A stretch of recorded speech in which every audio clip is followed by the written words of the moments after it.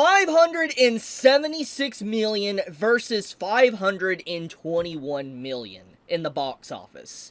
Do you realize just how insane this is? Like, to put this in perspective, years ago, when Disney released a film, be it Marvel, Star Wars, or whatever, it was considered a cheat code. It would instantly be victorious, probably the highest grossing film in the entirety of the year, because there was so many fans, so many people that would go out of their way to watch a movie. Even if the movie, quote-unquote, wasn't good, people would still purchase and line up in theaters to go watch it. And the fact that you have Demon Slayer, which is a fraction of the budget of other films, like for instance Disney films or Marvel films, really puts in perspective not just how far Marvel and Disney and Star Wars has fallen, but also just how in demand anime and Demon Slayer is as a series. I've talked about this already a few weeks back, but Demon Slayer really is a cultural phenomenon. Love it, hate it, whatever, be indifferent to it, try to ignore it. The point stands is that it is definitely in this era, in the 2020s, it is the 2020s equivalent of Dragon Ball. I know a lot of people don't want to accept that. A lot of people will be upset with me even saying those words, because yes, I love Dragon Ball, and I'm going to be completely blunt here. I'm not going to sugarcoat it. I do prefer Dragon Ball over Demon Slayer. But I will not put down Demon Slayer, and I will not, crap on it because I'm upset or jealous that maybe it's beating some of my favorite stories. What I will say, however, is that it showcases that this is a new era of anime. The anime really has reached into the mainstream good and bad aspects of that, obviously, that I have covered, but I think in general, it shows that Demon Slayer really is a cultural phenomenon. It is shaping the landscape of anime, and about 15 years from now, 20 years from now, there's going to be people so passionate about Demon Slayer, it's going to be the equivalent of Dragon Ball. Like, think about it right now, okay? Right now in, like, the 2010s, 2020s and stuff, there's a lot of people that talk very, nostalgic about Dragon Ball. There's people constantly talking about discussion forums, everything with games and all that.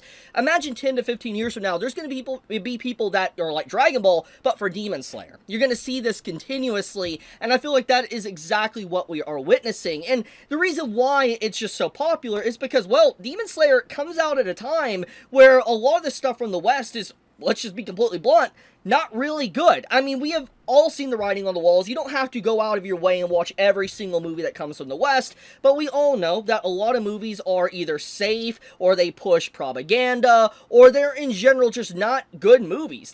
They're not good whatsoever. And anime, the reason why I think it's really gotten popular in the last few years, besides obviously COVID, is because it is fundamentally very different from just regular stuff. Regular cartoons, TV shows, movies, whatever. It is just a completely different culture, art style, presentation with the story and characters. There's so much uniqueness about it. And because of that is why I think there's just so much push and draw to the culture itself of anime and manga.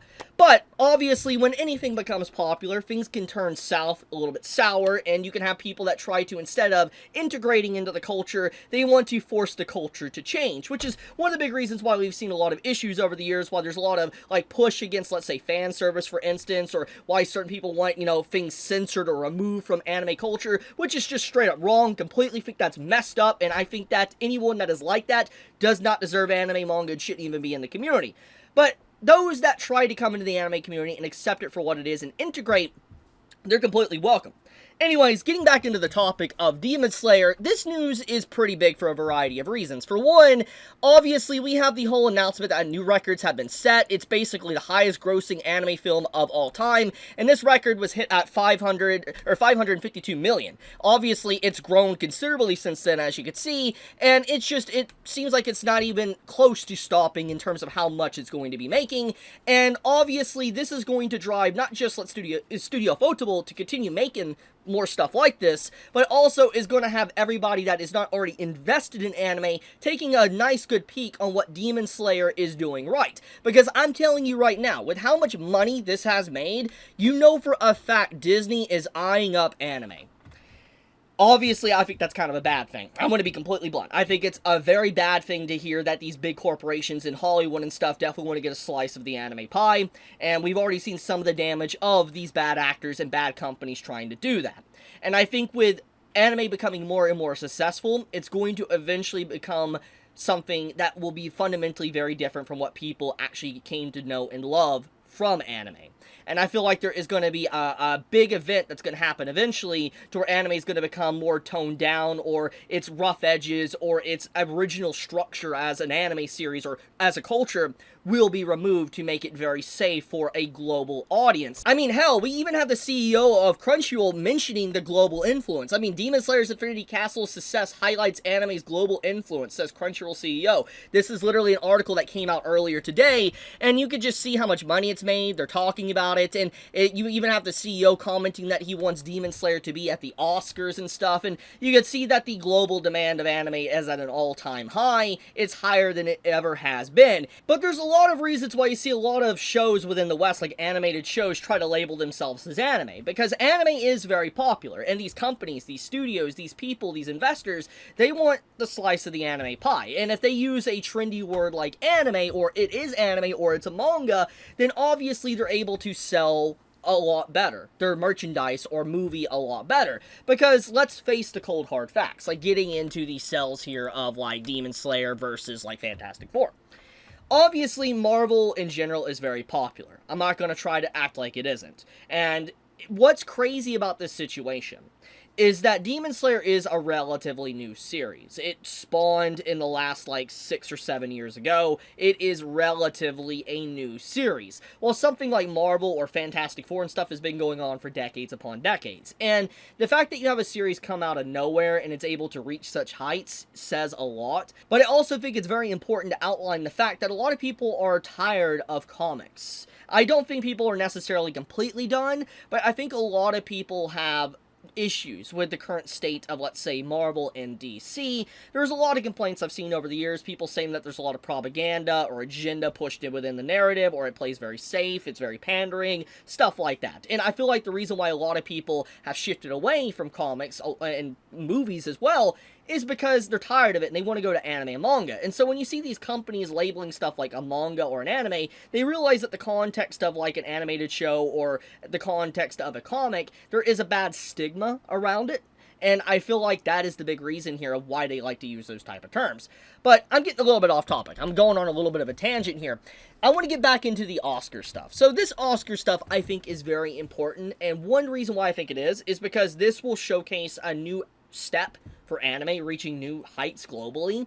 And obviously when you have the CEO himself trying to push for a campaign for them to reach the Oscars is huge. I mean, when you have the sales of Demon Slayer surpass Marvel, you know these investors like a Disney and other companies are already taking a peek at anime. They're seeing what they can do to potentially do the exact same thing to make the same amount of money. Because at the end of the day, these companies, they want to make money. They want to make as much money as possible without spending as much money as possible. And when you have a series like, you know, Demon Slayer or anime in general, that, let's just be completely blunt, the cost of making anime is much, much cheaper than, let's say, a Marvel movie, for instance, or a regular modern movie, then obviously people are going to want to invest in this. Now, there's a lot of issues with that in general, with that perspective, because obviously animators in general within Japan aren't paid well. I mean, this is a big issue, and I'm not going to get into this whole topic, but I think that that's also going to lead to some other issues within the industry, that these companies are going to look at anime as a cheaper alternative to make a lot more profit, and abuse these animators with already bad conditions, and potentially not pay them what they actually deserve. I think that's going to lead into some issues in the future. But another issue I have is the globalization of anime. I've obviously already kind of slightly talked about in this video and previous videos and stuff, but I think in general anime becoming mainstream is not a good thing. I am happy for Demon Slayer. I'm not going to act like I'm not happy. I think it's a good thing to see the animators praised for their work, Studio Ufotable being done well for what they've done. I think in general everyone that's worked on the project, they should deserve the money and the recognition from the world. It is a very good thing that they have done, and nothing I ever say after this will ever take that away. It's a very good thing that they've done.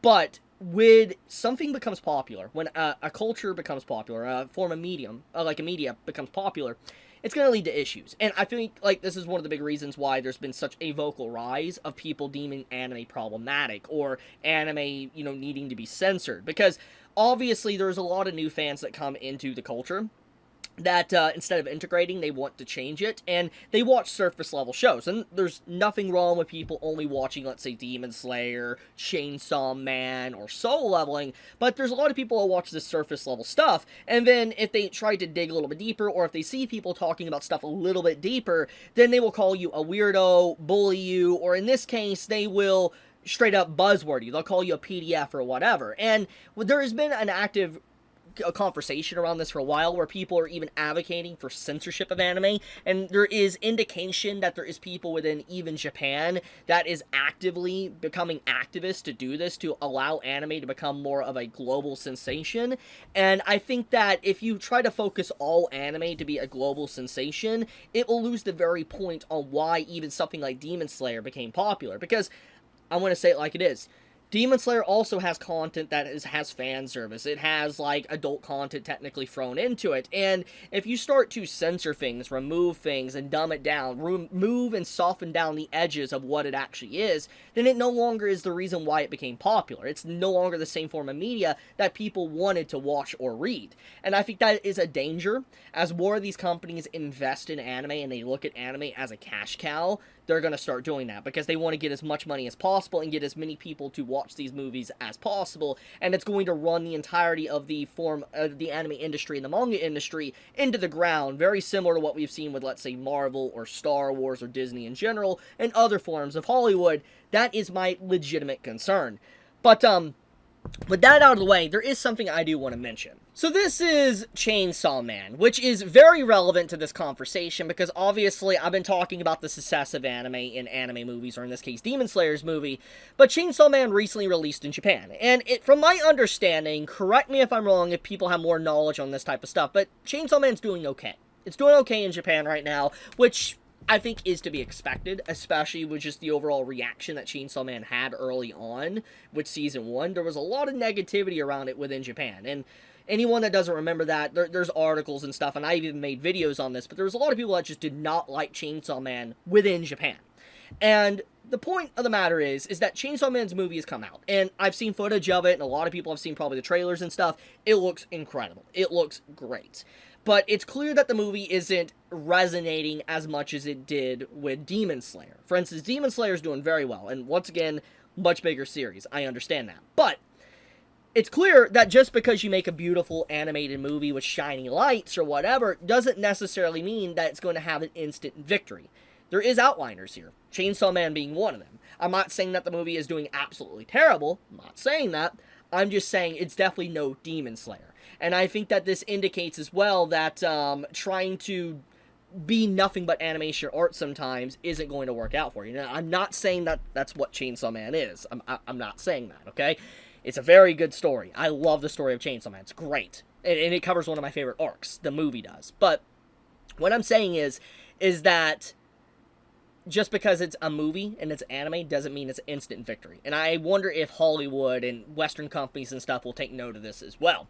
Now, another thing I do want to mention about this post, which is relevant, they're talking about MAPPA making a lot of profit. And yeah, they're making profit, but I think a lot of people are not factoring in, and which is pointed out in this comment section. But the theaters and like Toho and stuff are taking a lot of profit and a share of the revenue from the movie release in Japan. And so MAPPA is not necessarily taking home all the profits. This is not technically true. There is just a lot of money that they are having to give over and share the profit and revenue with like theaters and stuff. So I'm curious to see how much they actually are making thanks to all the different costs and stuff behind the scenes. We'll probably find out eventually. But I'm going to leave it at that. I wanted to talk about the situation. I felt this was very relevant since there's a lot of people saying anime's problematic, manga's problematic, it needs to be censored, etc. I felt it was important to talk about Demon Slayer and its overall success and its effect on anime culture itself. But if you enjoy my content, please subscribe, leave a like on the video, and please leave a comment. It helps with the algorithm. Chibi out.